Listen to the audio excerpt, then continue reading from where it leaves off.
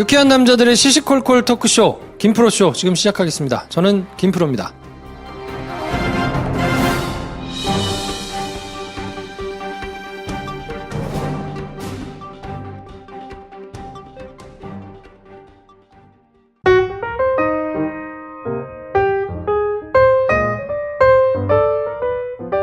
새해가 밝았습니다. 빠바라바빠 해피 뉴 이어. 새해 복 많이 받으십시오. 네, 새해 복 많이 받으십시오, 여러분. 네. 야, 이거 어제 막 모여가지고 떠들고 네. 하루 만에 하려니까 조금 어색하네요. 그렇다 뭐 그런 거 아니겠습니까? 네. 자, 대망의 2018년이 밝았는데 네. 올해도 변함없이 아무튼 열심히 충동적으로 달릴 테니까 네. 같이 재밌게 한번 가보시죠. 야, 근데 1월 1일 첫날부터 팟캐스트를 듣고 계시는 분들은 어떤 분이실까요? 이게 라디오를 좋아하시는 분들은 네. 그 감성이 있나 봐요. 있죠. 원래 음성이란 게요. 한번 듣기 시작하면 늘 계속해서 그 타이밍에 그걸 들어줘야 이렇게 되거든요. 한번 딱 그 패턴이 생기면 일종의 중독 같은 거예요. 그래서 네. 가끔 그런 생각이 날 때가 있어요. 네. 지금 뭐 한 2년 가까이 제가 팟캐스트를 계속 만들었는데 네. 한 번도 혼자서 방송한 적이 없거든요. 그러네. DJ처럼 혼자 한 적은 없고 네. 항상 뭐 이렇게 진행을 하거나 사회를 보거나 뭐 이런 식이었는데 네. 야, 혼자서 하는 거는 어떤 느낌일까? 그것도 괜찮은 것 같아. 그래서 매주 들어가는 건 아니지만 가끔 한 번씩 저희 패널들 한 사람 한 사람들이 각자 자기 이름 걸고 짧게씩 그 방송을 만들어 보는 거야. 예를 들어 뭐 김선생 라디오 또는 뭐 김프로 별이 지는 밤에 뭐 이렇게. 별이죠? 왜죠? 별이 지기도 하니까 뭐 하여튼 그런 식으로. 네. 황대리의 허리가 괜찮은 밤 뭐 이렇게. 근데 문제는 네. 음악을 저희가 틀 수 없다는 게 제일 큰 문제기는 하죠. 팟캐스트용으로 개발을 해보는 거지. 네. 굳이 음악을 틀어야 되냐. 음악이 없이도 충분히 갈 수 있다라는 걸 우리가 한번 야부리로 한번 가보는 거야. 그럴까요? 네. 아무튼 뭐 네. 고민을 한번 해가지고요. 네. 고민을 하다가 괜찮은 게 걸리면 한번 시작을 해볼 테니까. 그렇죠. 네. 왜 옛날 신해철의 고스트 스테이션도 음. 신해철 씨가 음악도 중간중간 틀긴 했지만 자기 얘기를 엄청 많이 하거든요. 네. 네. 근데 그거 자체도 매력이 있습니다. 음. 네. 아무튼 저희가 뭐 새로운 형식, 너무 이제 똑같은 게 계속 반복되는 건 조금 재미없으니까. 그렇죠. 저희도 재미없거든요. 음. 여러 가지 형식을 한번 개발해 볼 테니까 네. 한번 기다려 주시고요. 네. 오늘은 심용환 작가님 모셔가지고 2018년을 어떻게 봐야 될 것인가를 한번 고민을 해보는 시간을 가질까 해요. 지난주에 저희가 2017년을 돌아보는 역사 특집을 했잖아요. 네. 이제 그거는 2017년을 정리하는 역사학자의 한마디였다면 이번 방송은 2018년 올 한 해를 어떻게 볼 것인가에 대한 역사학자의 통찰입니다.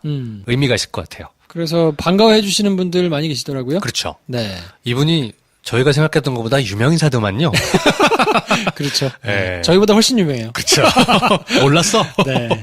아무튼 뭐 그래서 고정으로 해달라 하시는 분들도 계시고 그런데 네. 그건 저희가 아무튼 만나가지고 뭐 얘기를 해보고 머리를 한번 맞대고 고민을 해보겠습니다. 작가님도 긍정적이세요. 네. 팟캐스트를 오래 쉬셨더니 이분이 아유. 입이 근질근질 하셔가지고 네. 너무 빨라 말이. BPM이 그냥 어이구. 자, 뭐 말 길게 해봐야 그러니까 네. 심용환 작가님 모시고 저희가 2부에서 2018년을 한번 전망해보는 그런 시간을 갖도록 하겠습니다. 네, 올해 첫 방송 곧 나갑니다.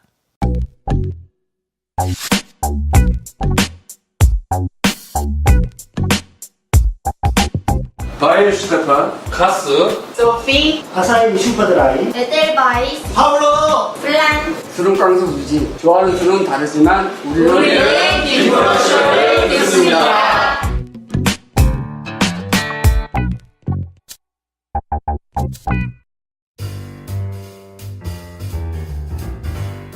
네, 새해를 맞아서 지난 시간에 거의 방언에 가깝게 네. 랩을 해주시는 우리 심 작가님 반응이 너무 좋아가지고요. 심용환 작가님이시죠. 네, 새해를 맞이하면서 네. 우리가 또 마음가짐을 바로 해야 되지 않겠습니까? 네. 심용환 작가님 모셨습니다. 어서 오십시오. 네, 랩의 달인 말 좀 천천히 하겠습니다. 심용환님도 네. 반갑습니다. 네. 새해 복 많이 받으십시오. 네, 슬픕니다. 뭘 슬퍼요? 슬퍼요. 나이가 든다는 건 싫어요. 아니 뭐 한 살 한 살 먹어가면서 네. 또 경륜이 그만큼 쌓이는 거니까 그쵸. 네, 올해 또 벌어질 여러 가지 저희가 굉장히 즉흥적이거든요. 굉장히 즉흥적이지만 품격 있게 요게 이제 김프로쇼의 모토기 때문에 즉흥적이지만 품격 있게. 그쵸. 야, 멋있다. 대충 하는 것 같지만 괜찮게. 역시. 네. 뭔가 하여튼 재밌는 일을 하면서 살아야 되기 때문에. 일단 목소리들이 젊어서 전 좋아요. 직접 봐도 피부도 젊고. 여태까지 팟캐스트 진짜 제가 거의 다 나가본 것 같은데, 네. 아무리 낮춰도 또 5학년 이상이었는데, 여기 너무 밝고 좋다. 이제 그분들이 좀 이제 가실 때가 됐죠. 네, 정리하실 때가 됐어요. 그렇습니다. 뭐 그렇다고 해서 뭐 그분들을 저희가 경시하거나 이런 건 아닙니다. 그럼요. 그분들은 그분들의 세계가 있고 저희는 저희 세계가 있죠. 네. 우리의 자리를 좀 확보하자 뭐 이런 거 아닐까요? 그렇죠. 지난 시간에 그래서 2017년을 이제 되돌아보면서 네. 가장 좀 커다랗게 의미를 부여할 만한 사건들을 세 가지로 정리를 좀 해주셨는데 네. 오늘은 2018년을 이제 살아가면서 사람들이 이제 계획 많이 세우잖아요. 올해는 뭐 어떤 걸 해야 되겠다. 근데 굉장히 막연하단 말이죠. 막연하죠. 사실은 사람들이 요즘 현대인이 더 그런 것 같은데 하루하루 사는 것 같아요. 예. 한 달도 채 길게 생각 못하고 그쵸. 예. 하루 또는 이번 주 정도만 생각하고 살거든요. 근데 저희가 그렇게만 살면 어떤 흐름을 내가 만들어가지는 못하고 늘 그 흐름에 딸려갈 수밖에 없잖아요. 저희는 그러지 말자. 네. 김프로쇼를 듣는 사람들이라면 그래도 한 1년 정도를 좀 크게 보면서 어떤 흐름이 닥쳐올 것이고 나는 어떻게 대응하고 살 것인가에 대한 생각을 좀 해보자. 그러려면 역사다.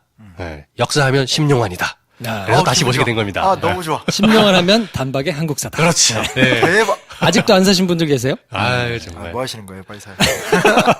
이런 흐름에 올라타셔야 됩니다. 자, 지금 일단 결제하시고 방송 들으세요. 네. 이 방송 되게 노골적이다. 보통 안 이러는데. 좋으니까. 네. 아니, 정말로 좋아요. 예, 뭐 제가 우스갯소리처럼 말씀드립니다만, 진짜로 현대사, 또 근대사, 제가 그런 적이 있어요. 역사를 좀, 그 옛날에 배웠던 거 말고, 좀 제대로 좀 다시 한번 읽어보고 싶다. 서점에를 가면요. 무슨 책을 사야 될지 모르겠어요. 그렇죠. 너무 많으니까. 너무 많죠. 야, 여기서, 그럼 꼭 한 권에 끝내는, 뭐 이런 거 많거든요. 근데 왠지 떠들어 보면 안 끝내질 것 같아. 그럼 왠지 얄팍할 것 네, 같잖아. 그럼 누가 추천 좀 해줬으면 좋겠고. 네. 뭐 그래서 결국에는 못 고르고 그냥 포기하고 다른 거 보고 이런 경우가 되게 많았거든요. 네. 근데 그러다 잡지 사오고. 네. 근데 진짜로 잘 정리가 돼 있으니까 네. 진짜로 한번 믿어보시고 보시면 네. 사기가 그러면 서점 가서 한번 보세요. 네, 그러면 사게 되실 거예요. 요즘엔 도서관 신청도 하더라고요. 맞아요. 도서관에서 구비하면 그걸 보고 자기 마음에 들면 사고 이렇게도 네. 많이 하시더라고요. 약간 홈쇼핑 같아. 자, 매진 임박했어요. 그래서 참 이게 무조건 시끄럽다고 되는 게 아니잖아요. 네, 약간 홈쇼핑 쇼퍼들 보면 되게 설득력 있는데, 있죠. 네. 야, 이래서 갑자기 단기간에 급성장하고, 저희는 이런 말 있죠. 아직 배가 고픕니다. 네. 이 정도로 이 정도 만족이 안 순위에 되네. 만족하지 않아요.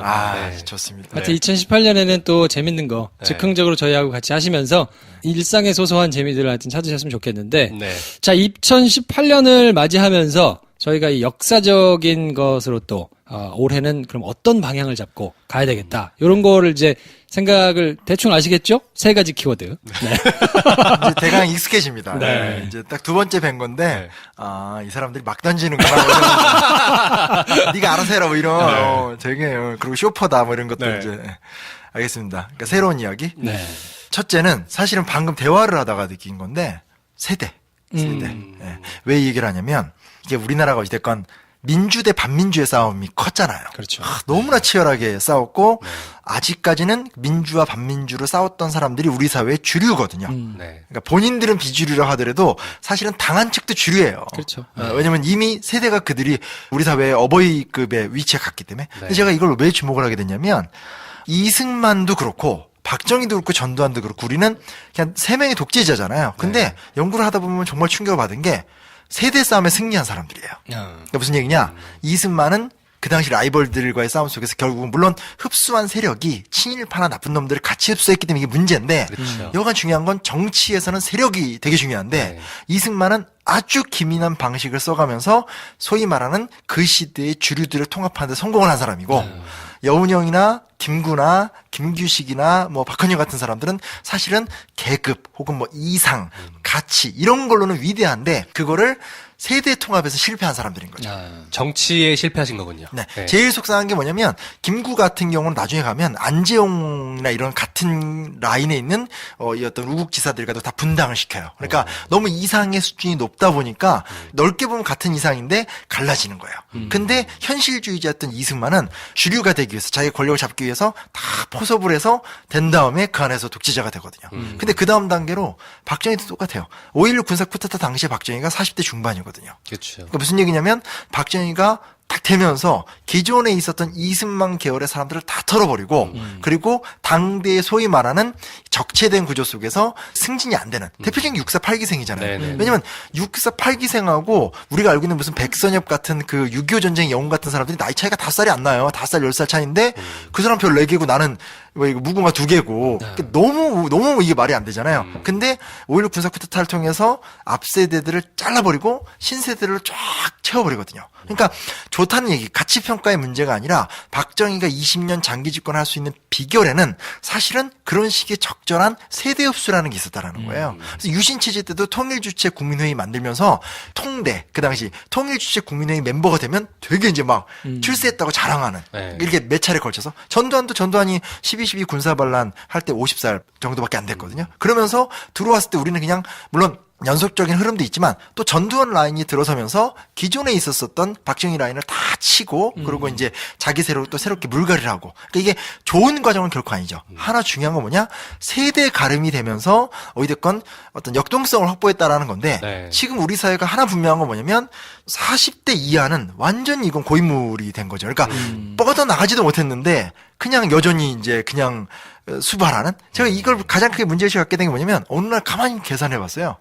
제 나이 때 저희 아버지가 저희 집안의 짱이었거든요. 부모님 보시면서 할아버지 이제 환갑 넘으셔서 그냥 이렇게 뒷방 늙은이 되시고 다 실력이 다 하고 그리고 이제 나는 그냥 아빠가 이끄는 대로 크고 근데 지금도 저희 아버지는 카랑카랑하시거든요.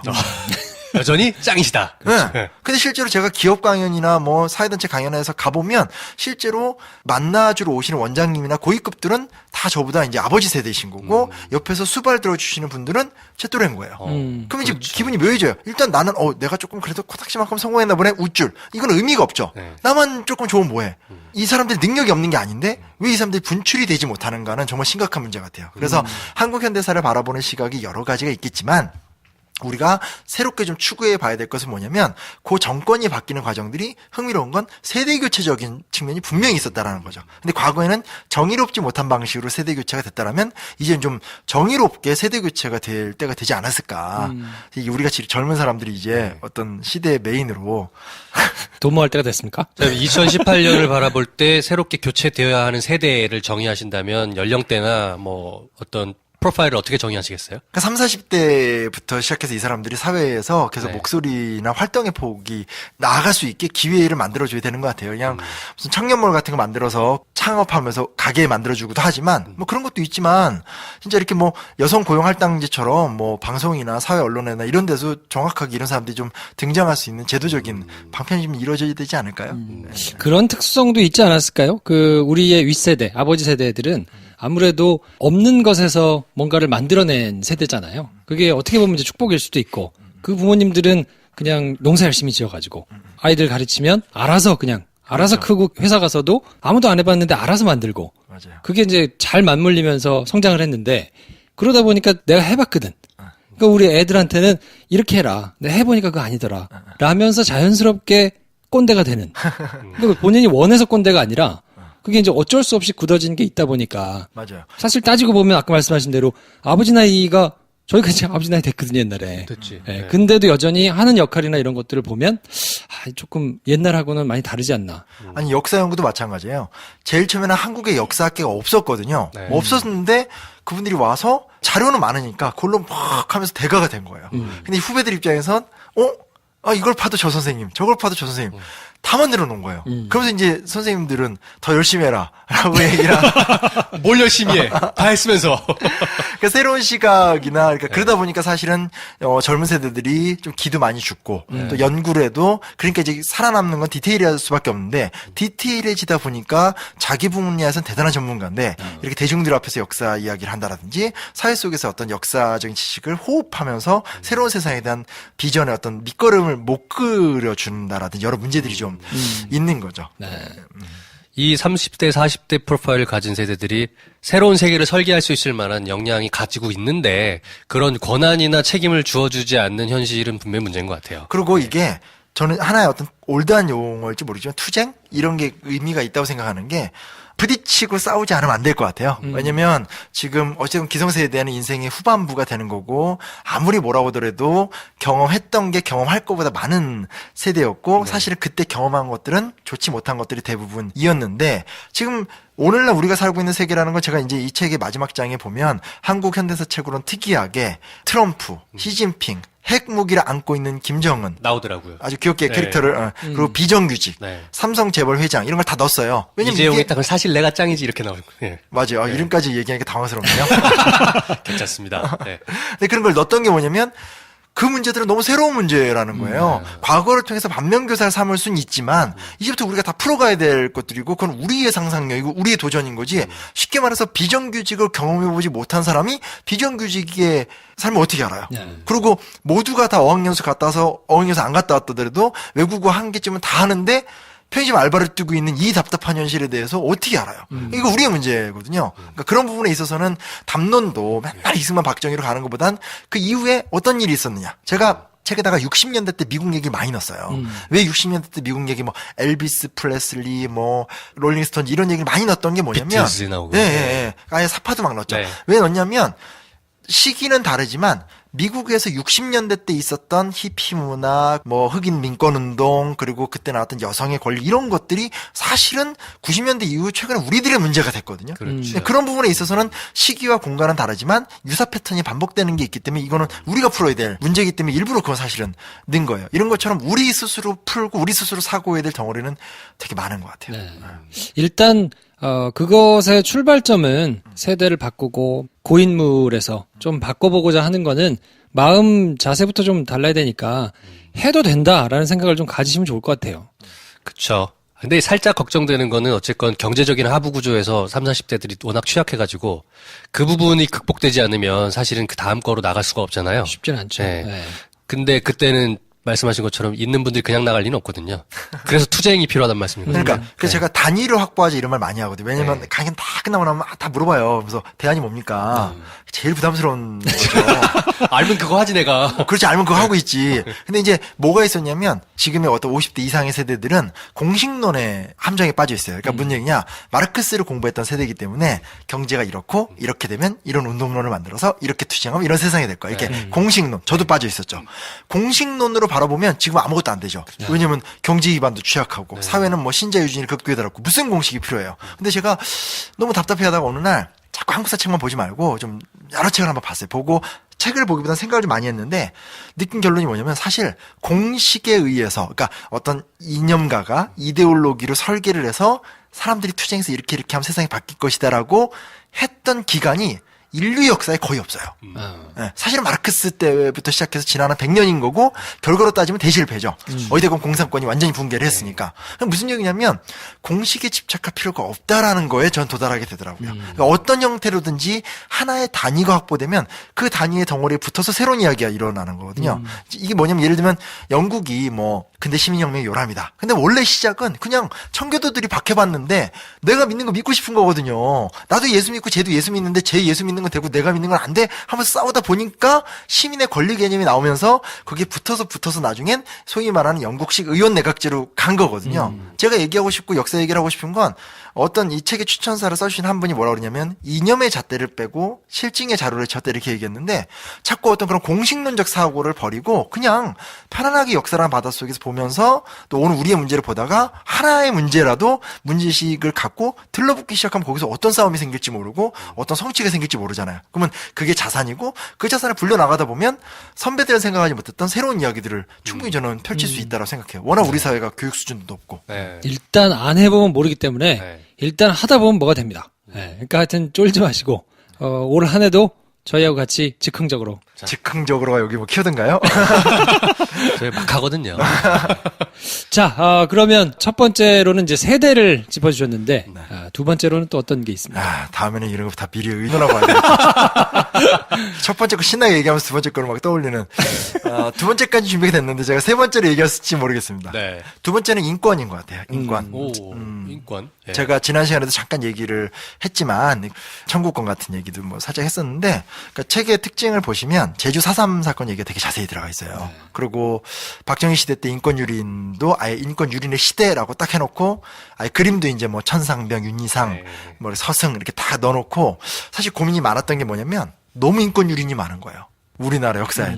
데이터로 따지면 뭐 이건 책은 수십 권을 쓰고 남을 것 같아요. 근데 그걸 다 쓸 수는 없잖아요. 그러니까 이제 내린 결론은 그러지 말고 최대한 좀 이렇게 단순화시켜서 하나를 깊이 파자. 그리고 솔직히 말하면 이 책에 아마 책을 읽으신 분들 중에서는 왜 함석헌 선생이나 문익환 목사님이나 장준하 선생이나 이런 어떤 정치인은 아니지만 한국 역사에서 그렇게 절절한 투쟁을 했던 사람들의 얘기가 이렇게 없지 이렇게 얘기를 하실 수도 있어요. 제가 사실 그 얘기는 이름 석자 정도 는 게 다였고 깊이 안 썼거든요. 그리고 인권유린 사건도 장준하 의문사 안 다뤘어요. 물론 제가 나중에 제 다른 집필계획 속에서 그게 있긴 한데 오늘 우리 세대의 큰 고민 중에 하나는 개인이잖아요. 어찌됐건 개인주의 시대고 사생활이라는 게 중요하고 내가 좋아하는 거 싫어하는 거 나의 성적 취향 내가 여성이라는 거 혹은 내가 남성이라는 거 이런 것들이 큰 화두죠. 개인화된 시대 속에 살고 있어요. 좋고 싫고의 문제가 아니라 이건 오늘 우리의 명확한 현실이거든요. 그렇다면 거기서 발견되는 건 뭐냐면 아 우리가 하나의 개인이라고 불리는 인간들로 구성되어 있는 존재들이구나. 그러니까 결국은 내가 과거 역사를 볼 적에 과거처럼 어떤 한 절절한 영웅이 독재 정권과 싸우다가 처절하게 사멸된 걸 그리기보다는 어떤 그런 권력의 힘에 의해서 아무 힘도 없는 평범한 사람들이 어떻게 질식당했고 죽어갔는가에 대해서 정확하게 쓰는 것이 지필의 포인트가 되지 않을까라는 생각을 했어요. 그래서 이제 주로 제주 4.3이라든지 그건 좀 유명한 사건이긴 하지만 4.3이라든지 박정희 시대 때 인권유린들을 가급적이면 덜 유명한 사람 그리고 그 사건 자체를 좀 디테일하게 묘사하는 데 많이 집중을 했어요. 그러니까 오늘 우리 사회에서 똑같은 인권유린이 일어나진 않겠지만 이런 일이 있었다라는 것을 좀 정확하게 느껴주고 싶어하는 것이 하나의 목적이었죠. 인권이라는 게 지금 우리에게 명확한 현실이라고 하셨잖아요. 네네. 특히나 개인이라는 키워드로. 네네. 저희가 개인이지만 사실은 사회로 만나는 경우도 되게 많잖아요. 그렇죠. 어떤 집단일 경우도 많고. 그럴 때 스스로 개인이라 난 소중한 개인이다라는 인권의식을 자각하게 되는 어떤 방식 같은 게 혹시 뭐 있을까요? 뭐가 있죠? 네. 모든 걸 제가 다 답변할 수 있다고 생각해요. 대본이 있는 것도 아니고 지금. 물론 막 던지겠는데 저도 나름대로 듣다 보니까 생각난 질문인 거예요. 그러니까 한 개인인 걸 내가 알겠는데 나는 개인이지. 아니 수능 보면 알지 않아요? 저는 제 인생에 가장 처절했던 몇 번의 순간이 있는데 네. 수학능력 시험을 보는데 나는 수험 번호야. 그리고 결론은 그 수능 우리 때는 이제 소수점으로 나왔는데 몇 점에 몇 점 이걸로 대학을 가는 그 순간. 그러니까 그 당시만 해도 입시인가 많아서 100만 명이 될 텐데 그 수많은 100만 명의 덩어리 중에 딱 하나에 불과한. 그래서 제가 전화를 했더니 이제 합격자 그때만 해도 이제 전화를 직접 하니까 대학교에서 이렇게 뒤적 막 소리가 넘기는 소리가 그러더니 없습니다. 잊지 못하나. 그래서 너무 당황하니까 전 당연히 붙을 줄 알았거든요, 그 대학. 그래서, 없어요? 뭐 이러니까, 없어요. 뚝! 이렇게 되는. 아, 그때 맞다. 전화를 했었네. 옛날에 전화했었잖아요. 전화했어요. 아니면 이제 가서 이렇게 대자보 붙어 있는 거 보거나. 그러네. 그런 시대였잖아요. 그러니까 그런 순간에 사실은, 근데 그 시간에 나를 보여줄 대상은 없잖아요. 물론 경쟁이라는 것이 있긴 하지만 단적인 예를 그냥 든 건데, 어찌됐건 우리 사회는 모든 사람들을 다 개인으로 파악해서 판단하고, 우리가 편안하게 스마트폰을 쓰더라도 스마트폰 요금을 지불하지 못하는 그 순간 나는 이 어떤 이 거대한 네트워크의 세계 속에서 유실되는 순간을 경험하게 되죠. 그렇죠. 이렇게 되는 거니까 어찌됐건 좋고 싫고의 문제가 아니고 또 공동체가 필요 없다, 사회적 책임이 필요 없다 이런 얘기는 전혀 아니지만 개인화된 관점에서 인권의식이라든지 이런 것들을 고민해보는 부분은 중요하다 생각하고 저는 사실 그게 제일 싫었어요. 뭐 얘기냐면 기존에 있는 지성인들이 인권 유린 얘기를 하면 언제나 얘기하는 게 뭐냐? 히틀러예요.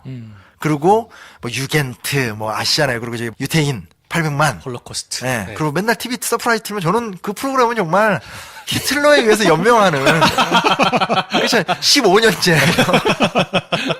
뭐 이렇게 한 일이 많아 그 사람은. 근데 아무튼 나오는데 제가 이제 근대사도 썼고 현대사 쓰면서 느꼈던 게 뭐냐면 저는 이제 앞으로 큰 장기 프로젝트 중에 하나가 동아시아 홀로코스트거든요. 그러니까 일본이 한국인만이 아니라 아주 광범위한 인권 유린을 했고 학살도 했고 성노예도 삼았고 이걸 종합적으로 규명을 해야 된다고 생각을 하거든요. 근데 그 전투 작업으로 작은 작업을 했던 건데 우리가 더 심했어요. 그러니까 유태인 학살이 가슴이 안 아프다는 것이 아니라 그때 그 몇 년에 비해서 우리는 일제시대 그리고 우리나라 독재 정권, 네. 북한의 인권 유린, 또 중국도 시대권 공산 정권 들어와서 혹은 그 전에 장제스가 했던 이런 인권 유린들이 있었고 그 양과 숫자가 상상을 초월하거든요. 아니 하다못해 책에도 써놨지만 이건 뭐 인권 유린은 아니지만 마오쩌둥이 대약진 운동 잘못해서 인민이 굶어 죽는데 아사자가 추정되는 게 2천만 명이에요. 그럼 2천만 명이 굶어 죽었다는 게 이게 야, 이건 해도 너무하잖아요. 그때도 너무하네요. 그 숫자의 양 자체가. 네. 근데 우리는 무언가 비극을 느끼고 분노할 적에 언제나 히틀러를 갔다 와요. 독일을 한 번도 갔다 와본 적이 없고, 독일어를 할 줄도 모르고, 여태까지 평생에 본 건 쉰들러 리스트하고 피아니스트밖에 없는데, 우리는 독일을 보고 얘기해요. 저 이게 앞뒤가 잘못됐다라는 거죠. 그런 부분에서 네. 우리의 인권의식. 그런 부분에서는 전 아예 좀 작정하고 그 부분을 최대한 디테일하게 썼어요. 인권을 생각하면 저는 본인이 주체적으로 생각하는 힘을 기르는 것이 인권을 출발하는 출발점이라고 생각하는데 저는 그거에 대한 방법론으로 늘 지적을 전 개인적으로 하는 게 적어도 200페이지 이상 되는 책을 읽는 것으로 긴 글을 읽는 것으로 해라라고 얘기를 하거든요. 왜냐면 가만히 생각해 보면 많은 사람들이 한 2000자 이내의 글만 읽어요. 특히나 우리 스마트폰이 발달된 이후는 더더욱. 맞아요. 근데 그걸 누가 생산하냐면 대부분 기자들이 생산하는 글이 많거든요. 본인이. 과거의 과거의 본인이. 그렇죠. 근데 제가 가만히 생각해 보니까 기자 조직이 인권을 얘기하고 불합리한 거를 혁파하는 걸 얘기하지만 조직상으로는 가장 비불합리적이거든요. 맞아요. 인권을 전혀 생각하지 않아요. 그렇기 때문에 그 안에서 자기들이 생각할 수 있는 상상할 수 있는 여지의 것만 얘기한단 말이에요. 맞아요. 굉장히 독특하게 튀는 얘기거나 드라마틱하게 기승전결이 있는 얘기만 자꾸 인권으로 소개를 하니까 그냥 한 2000자 이내에 되는 글만 읽다 보면 그냥 그렇게 주입되는 것 같아요. 그 제가 얼마 전에 인권위원회 분을 한번 만났는데 이제 그 인권위원회는 사례를 수집하잖아요. 그럼 세상에 우리는 알지도 못하는 사례도 엄청 많아요. 근데 와서 그런데요. 아, 저기 사실은 큰일은 아닌데 제가 옛날에 억울하게 잡혀서 30년 복역하고 나왔어요. 그게 큰일이 아니야? 그러니까 그런 네. 거예요. 그러니까 뭐냐면 사람들의 기억해 주는 건 뭐 민청학년 사건, 네. 뭐 이렇게 뭐가 아구가 형제 복전 사건 딱딱 나오고 그것이 알고 싶다 해서 막 김상중 아저씨가 딱 나와서 그런데 말입니다. 그러니까 당한 본인도 이게 큰 문제라고 의식을 못하는 상황인 거예요. 네. 저 그 얘기 듣고 되게 깜짝 놀랐어요. 그리고 진짜 말씀을 되게 잘하신 게 뭐냐면 어떤 장기 호흡, 책을 읽지 않고는 호흡하지 못하는 이슈는 정말 많은데 이제 그런 것들이 우리 사회에서 좀 너무너무 유실이 돼가는 거는 심각한 문제인 거죠. 옛날에 좀 이렇게 저 선배 작가님들 보면 야 영화나 너 몇세 팔았어? 몇세 팔았어요? 하면 비웃어요 막. 왜냐면 자기들 때는 뭐 30세 40세 이러고 그냥 뭐 역사책 하나로도 뭐 20만 부 막 이렇게. 근데 보니까 그분만 그런 게 아니라 그땐 다 그랬던 거예요. 네. 활자 매치만 있으니까. 근데 네. 지금은 막 저도 그래도 되게 복 받아서 그래도 이런 데 나오기도 하고 방송 나오고 하니까 그래도 꽤 잘 파는 편인데 그래도 그분들 얘기하는 거에 한참 못 미치거든요. 왜냐면 네. 전체 베스트셀러가 300, 400만 부던 때였는데 지금은 82년 김지영 같은 게 40만 부 이러니까 그렇죠. 그게 줄었으니 인문서적은 사실은 내놓고 온라인 서점에 딱 뜨고 몇십 부 팔고 사라지는 책이 부지기수니까. 말할 필요도 없죠. 네. 네. 그러니까 지식이 경시되고 악순환인 거죠. 상상력은 없어지고 하니까 그러니까 점점점 더 카드 뉴스에 의존하고 네. 화만 내고 하지만 현실은 똑같고 스마트폰을 덮어놓고 우리끼리 있을 땐 아무 일도 없고 네. 너무 비극적인 거예요. 이게 안타까운 거예요. 알쓸신잡을 보고 있으면 내가 똑똑해진다는 느낌을 보고 있잖아, 사람들이. 그거야말로 정말 바보 같은 짓이잖아요. 그렇죠. 네. 아 그게 되게 재밌어요. 제가 어쩌다 그러니 어떻게 보면 제 인생의 출세작이어서 절대 비판할 수 없는 프로그램인데 제가 물어봤어요. 어떻게 하다 이런 아이디어를 내셨냐고 하니까 PD님이 그냥 그런 얘기를 했어요. 우리가 야 영원아 어쩌다 어른이 된 거야. 어쩌다 어른이 됐는데 책을 읽고 싶진 않아. 근데 뭔가 좀 지성적이고 싶어. 나이 들면 그런 거 있잖아. 정치 뉴스 보면 네. 갑자기 재밌어지고. 한두 마디 얹고 싶고. 네. 네. 그래서 책을 읽고 싶진 않고 소파에 누워서 테레비를 돌리는데 나오는 내용이 날 고급지게 느낌을 주는 거. 네. 컨셉이야. 네. 천재십니다. 네. 그러니까 지금 물론 그 방송에 효용이 있지만 네, 네. 아주 그런 부분은 좀 아쉬운 것 같아요. 네. 분명히 그런 효용은 있는데, 그게 이제 저기서 얻은 지식을 가지고, 그러면 좀 더 깊게 알아보고 싶다라는 쪽으로 나가는 게 베스트잖아요. 그렇죠. 책을 더 보게 된다거나, 더 찾아보게 된다거나. 근데 딱 스탑이잖아, 거기. 맞아요. 거기까지만 보고. 맞아요. 예. 그러면 그냥 항상 제자리 걸음인 것 같아요. 네. 예. 그러니까 그 알쓸신잡에 나왔던 분들의 책이 갑자기 베스트셀러가 그렇죠. 되고 그러니까 뜬금없이. 작가들은 또 그렇게 나오야 되나로 신경을 쓸 수밖에 없고 네. 그러니까 작가들이 작가의 글발로 못 먹고 사는 구조가 만들어지는 것도 좀 문제고 사실은 냉정히 따지면 거기 나오는 세대도 50대 이상의 맞아요. 네. 남자들만 나와요. 그렇죠. 그리고 분야의 대가들만 나와요. 이런 것도 좀 제한적인 게 좀 아쉽죠. 네. 그러니까 긴 글을 읽는 것으로 시작을 해야 인권을 비롯한 여러 가지 본인이 주체적으로 생각하는 힘을 좀 기르는 게 필요할 것 같은데 네. 올 한 해는 아무튼 그렇게 긴 글을 좀 읽어봐야 되겠다라고 생각을 하시면서 출발하면 좋지 않을까. 그렇게 생각하신 분들은 단박에 한국사를 보셔라. 홍보 담당이세요? 홈쇼핑이에요. 네. 기승전 단박에 한국사. 그렇지. 네. 네. 야, 여기 참 잘 되겠구만. 앞다퉈 나오려고 할 것 같은데, 여기. 자, 그래서 두 가지 키워드를 말씀해 주셨는데 마지막 키워드는 어떻게 준비가 부담 갖지 됐을까요? 마시고 하나 그냥 말씀을 하겠다는 하시는 거. 동안에 어떻게 준비가 됐습니까? 글쎄요. 부담 갖지 마시고. 예. 좌익? 좌익? 네. 오, 이건 요건 막 좀 새로운데요? 급조해서 이제, 여태까지 하나도 안 새롭다 그거예요? 열심히. 냉정한 사람들인데, 진짜. 프로가 맞군요. 네. 아까 막 기자를 어쩌고 하더니 결국 기자였어.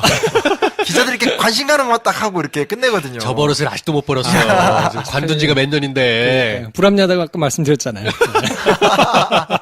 자기도 모르게 체화가 되고. 그렇죠, 네. 아, 나쁜 사람들. 저도 많이 털렸거든요. 소스 다 주고 이제 연락 끊기고 뭐 이런. 나쁜 사람들.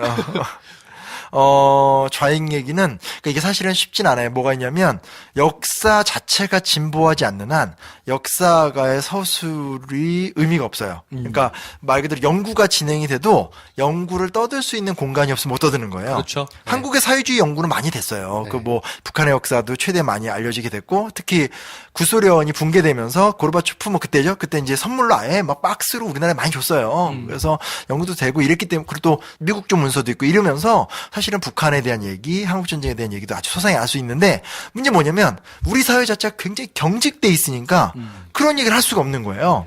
사실 우리나라 사회가 어디까지 얘기할 수 있냐? 딱 그, 여운형 김원봉이에요. 교과서에는 여운형, 그리고 대중사회에서는 김원봉. 김원봉까지. 암살과 밀정이 만들어내는 스타잖아요. 네. 근데 이 사람들이 어떤 사람들이냐? 이 사람들은 애매한 사람들이거든요. 그러니까 완전 좌익도 아니고, 그러니까 우익적 정체성에서 시작해서 좀 이렇게 중간파로서 이렇게 왔다 갔다 했던 사람들이니까 거기까지 우리 사회가 허락을 하는 거지 북한 얘기를 못 하는 거예요. 그러니까 체게바라 얘기는 해도 또 피델 카스트로 책은 해도 우리나라에 김일성 평전이 나왔어요? 없잖아요. 그 얘기 못 해요. 근데 국제공산주의 역사로 굳이 따지면 사실은 피델 카스트로 체게바라 못지않은 뭐 저는 감정적으로 전혀 받아들이진 않지만 어디가 동아시아 유명한 혁명가 그들 내에서는 그건 김일성이 들어가거든요. 그리고 마오쩌둥. 근데 마오쩌둥 평전도 있는데 덩샤오핑 평전도 있는데 북한 얘기는 책이 있지만 팔리지도 않고 그런 평전 얘기를 쓰는 자체가 이 사람은 이제 낙인이 찍힐 수밖에 없는 구조잖아요. 그러니까 그 부분은 사실 역사가들을 뭐라 그러는 문제가 아니라 사회가 점점점 민주화가 되고 남북관계가 개선이 돼야지만 사실은 할 수 있는 얘기고 제가 그냥 드리고 싶은 말씀은 이런 게 있어요. 약간 우리 사회가 보수적인 분들은 굉장히 친미적이시고 또 이제 굉장히 좀 진보적인 분들은 약간 이제 옛날 이제 운동권 용어 그대로 쓰면 연공연북 이게 뭐냐면 이제 공산주의나 북한에 대해 조금 더 이렇게 긍정적으로 생각하는 그러다 보니까 과거 역사를 바라볼 때도 보수적인 사람들은 미국을 조금이라도 비판하면 굉장히 흥분하세요. 반대편으로 좀 진보적인 분들 같은 경우 또 너무 지나치게 약간 어떤 좌익의 문화나 이런 것들에 대해서 또 굉장히 좀 이렇게 마냥 이렇게 그냥 민주항쟁적으로 표현하는 부분이 있어요. 근데 그거는 아닌 것 같아요. 냉정하고 객관적으로 따졌었을 때 제가 뭐 지난번에 얘기했겠지만 미국이 만든 세계 속에서 그 냉혈함 그리고 미국 입장에서 행동 같은 것들 그건 정확하거든요. 근데 반대편에서 제가 이제 책에서 아예 한 챕터를 뺏어 썼지만 북한도 아주 체계적 준비를 해요. 북한에서 그냥 시점이 되면 친일파 및 반동분자를 규정해요. 그러니까 무슨 얘기냐면 친일파 나쁜 놈이잖아요. 반동분자 뭐냐면 민족주의자들이에요. 그러니까 북한에서 정권이 성립되는 과정을 보면 친일파나 민족주의자나 다 묶어서 숙청을 하거든요. 그리고 그 다음에 48년 초까지는 주로 이렇게 게릴라전으로 휴전선에서 도발을 하지만 48년부터는 전면전을 아예 준비하고 기획해서 대규모로 남침을 준비해요. 그런 것들을 보면 사실은 학교에서 옛날 반공교육과 똑같은 결론이 나는 거거든요. 북한은 전면적 남침을 준비했던 거고 뭐 이런 부분도 있고 제주 4.3 얘기할 적에 광범위한 민간인 학살의 배후에 우리가 보통 얘기 많이 하는 건 친일 경찰 그리고 이승만 서북청년단 맞죠? 그들이 정말 잘못한 건 맞아요. 근데 그럼 좌익 모험주의는 없었냐? 김다일삼 같은 사람들이 민중의 불만을 분명히 사회주의적 전복으로 이용하려는 것도 분명히 있었거든요. 그런 부분에서 과거의 어떤 이념의 시대 속에서 내가 이쪽과 이해관계가 있으니까 나는 더 미국 위주로 가고 싶다. 나는 그래도 조금 더 좌익에 대해서는 약간은 좀 덮어주고 싶다. 이런 거는 미래로 나가는 길은 아닌 것 같아요. 민간인 학살 부분은 분명히 있는 거고, 하지만 그 과정 속에서 어떤 좌우가 보였던 실정과 잘못, 왜곡 이런 것들은 이제는, 왜냐면 우리가 그 세대가 아니잖아요. 우리가 과거의 대한민국을 세웠던 세대가 아니고 6.25 전쟁 세대가 아니기 때문에 당연히 한 발 떨어져서 객관적으로 공과 과, 잘못된 거 좋은 거 이런 것들을 보면서 우리 세대의 새로운 역사 이야기는 좀 펼쳐갈 수 있지 않을까. 미화시켜서도 안 되고 뭐 이런 것들. 이제는 진짜로 미국과 중국이라는 거대 국가가 세계를 경영을 하잖아요. 이 두 나라 사이에 딱 껴있는 게 우리나라란 말이죠. 어떻게 봐야 합니까, 두 나라? 원래 세 번째가 중국 하려고 그랬다 까먹고 있었다. 제가 먹을 것 같아가지고 한 거잖아요. 잘하셨어요. 네. 맞아. 그게 생각이 안 나. 뭐 하려고 그러다가. 네. 맞아요. 원래 하고 싶었던 거는 중국이었어요. 좌익 네. 드러내도 돼요. 이렇게 날리나요? 네. 미국의 영향력 우리가 너무 익숙한 건데 네. 중국 문제에 대해서 우리가 좀 냉정하게 바라볼 필요는 있는 것 같아요. 왜냐면 예를 들면 중국이 다른 경로로 성장해 왔고 지금 전혀 다른 나라거든요. 근데 중국이라는 나라가 실제로 지금 보면 전 세계 GDP 대강 따졌을 때 미국이 한 23% 정도 되고 우리나라 한 0.8% 되고 중국이 15% 정도 돼요. 13에서 15. 그러면 어마어마한 비중을 차지하고 있는 거고 이게 비중이 문제가 아니라 증가 속도 문제거든요. 증가 속도가 너무 빨라요. 그러니까 이대로 가면 이제 뭐 2000 몇 년 되면 이제 똑같아지거나 제껴지게 되는 거죠. 그러니까 G2 시대라는 건 현실이라는 거고 지난 1990년대 후반부터 중국이 개방된 다음에 중국 다 분열된다고 그랬거든요. 30년을 분열된다고 외쳤는데 북한 붕괴된다고 외쳤던 것만큼 외쳤는데 분열이 안 되고 계속 독자적으로 가고 있거든요. 근데 그건 왜냐면 물론 분열될 수도 있겠지만 중국이 갖고 있는 중국의 근현대사에 대한 이해가 없어서 그래요. 네. 중국이 보여줬던 과거 순원과 장제스 때의 성과. 그 다음에 우리는 보통 뭐 문화대혁명, 저 마오쩌둥 나쁜 놈 이런 인식이 강하지만 그 문역, 그러니까 문화대혁명 하면서 막 광기 얼어서 사람을 막 몰고 죽이고 이럴 때도 그때도 중국 경제 막 성장을 해요. 진짜 신기해요. 그래서 어떤 중국의 사회적인 완숙도를 보게 되면 이게 실제로 정말 없는 것 같은데 이뤄내는 모습들도 많고 그러면서 이렇게 발전해왔던 나라고 오늘 우리와 같은 자유민주주의 시스템은 아니지만 그들 나름대로의 체제적 합리성을 갖고 있고 네. 제일 재밌는 건 제가 제 책 얘기하는 데서 지금 갑자기 다른 사람 책 얘기하기 좀 그런데 그래도 굳이 얘기한다면 원태진이라는 사람이 있어요. 그 중국의 농경제학자인데 100년의 급진이라는 책을 썼는데 그게 좀 얇아요. 그거 보시면 아마 좋을 텐데 단박에 와서 보시고요. 네. 보면 중국은 토지 공개념이잖아요. 그러니까 네. 중국은 토지를 소유할 수가 없으니까 다 나라 거죠. 네. 나라 거잖아요. 네. 근데 원태진이라는 농경제학자가 주장하는 게 뭐냐면 보통 우리는 농민공이라고 해서 중국의 농민들을 못 산다. 그러니까 이거를 뭐 경제부흥적 발전을 접근하는데 원태진이 계속 뭐라고 하냐면 지금 이대로. 그러니까 뭔 얘기냐? 토지가 공개념 상태이기 때문에 유럽이나 다른 서구 국가들처럼 소위 말하는 자본에 의한 토지 지배가 안 된다는 거예요, 농촌이. 네. 그러니까 이거를 그대로 유지한 상태에서 중국적 농촌, 그러니까 정말 풍요롭진 않지만, 그러니까 부자가 될 수는 없지만 안정적으로 누릴 수 있는 새로운 형태의 생활 단위를 만들어야 된다는 건데 굉장히 중국에서 새로운 얘기고 그 얘기를 갖고 지금 새로운 변화가 일어나고 있고 사실 최근에 세계적인 어떤 새로운 상상력을 펼치는 중국 학자들이 많이 나오고 있거든요. 근데 이런 것들을 우리나라 사람들은 대부분 인정도 안 하고 보통 유학 다 유럽 갔다 오고 일단 몰라요. 네. 몰라요. 네. 몰라요. 그러니까 그런 부분에서는 사실은 우리가 참으로 잘못 생각하고 있는 거고 이제 그런 부분에서 제가 이제 책의 서장에서도 중간에서 마지막에서도 계속 중국 얘기를 계속 넣은 게 된 거죠. 근데 이런 얘기하면 또 이래요. 아, 저 신명한 저것도 또 완전 친중파다.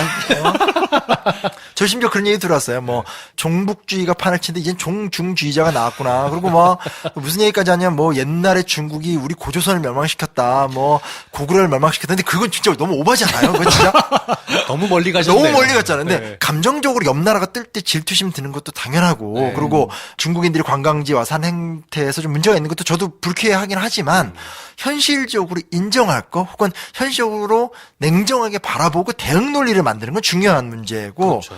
어디 가서 들었던 말이 참 인상적이었던 게 약소국의 무기는 평화다. 그러니까 항상 그건 그렇거든요. 다자 협상이 되게 중요한 게 뭐냐면 약소국들은 다자 협상을 할 적에 강대국들 사이에서 이해관계 보장을 받는다라는 거죠. 로마와 카르타고가 싸울 때는 시칠리아라든지 조그만 나라들은 자기 자주 집권을 지키다가 카르타고가 멸망한 그 순간부터 지중해 전체가 로마게 되잖아요. 그런 상태이기 때문에 사실은 약자는 권력이 분할되고 그런 권력자들이 여러 개가 나왔었을 때 그 안에서 되게 유리해지는 게 있기 때문에 우리나라가 객관적으로 약한 나라라면 미국이란 슈퍼파워 플러스 중국이란 슈퍼파워 그리고 그런 기틀을 위해서 여러 가지 것들을 바라보는 시야는 되게 중요하지 않나 뭐 그런 얘기를 해볼 수 있는 거죠. 양자를 바라보는 시각이 균형이 좀 잡혀야 돼요. 너무 미국 편중돼 있어요. 네. 근데 사실은 저희 일상에 더 깊이 와 있는 거는 중국의 영향력이라고 보고 있거든요.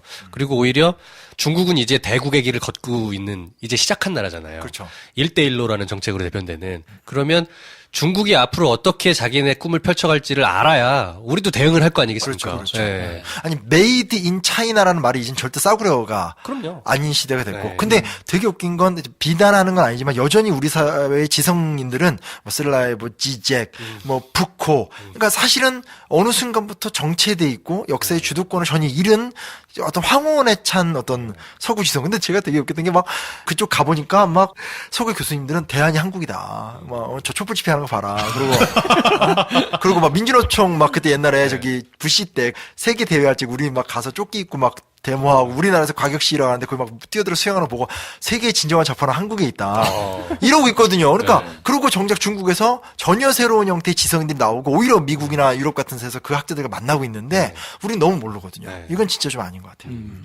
중국을 알아야 됩니다. 저 나라가 클수록 우리한테 더 영향력이 끼치는 나라지 지금 다른 데 신경 쓸 필요 없다. 오히려 아까 말씀하신 첫 번째 세대라는 말씀이랑도 약간 공감이 되는 것 같아요. 이 위의 세대들은 중국을 모를 뿐만 아니라 알려고도 안 하더라고요. 그렇죠. 네. 근데 우리 세대들은 그러면 안 될 것 같아요. 그렇죠. 네. 그걸 위해서도 단박에 한국사를 보셔야 된다. 맞아요. 네. 왜냐하면 북한이 생존할 수 있는 힘도 우리는 예를 들면 굉장히 미국과 밀착돼 있다면 북한은 소련과 중국 앞에서 다자외 교류를 하거든요. 그러면서 이제 주체 사상이니까 어느 한 나라에 매몰되는 게 아니라 두 나라의 어떤 그런 주거니 받거니를 잘 이용해서 그래서 1960년대 때 중소 분쟁이 되게 심해지는데 중국과 소련이 사이가 나빠지면 나빠질수록 북한이 좋은 거예요. 두 나라가 어디됐건 태평양으로 나갈 수 있는 길목에 딱 있는 나라가 사실은 북한이잖아요. 그러니까 두 나라가 다 잘해줘요.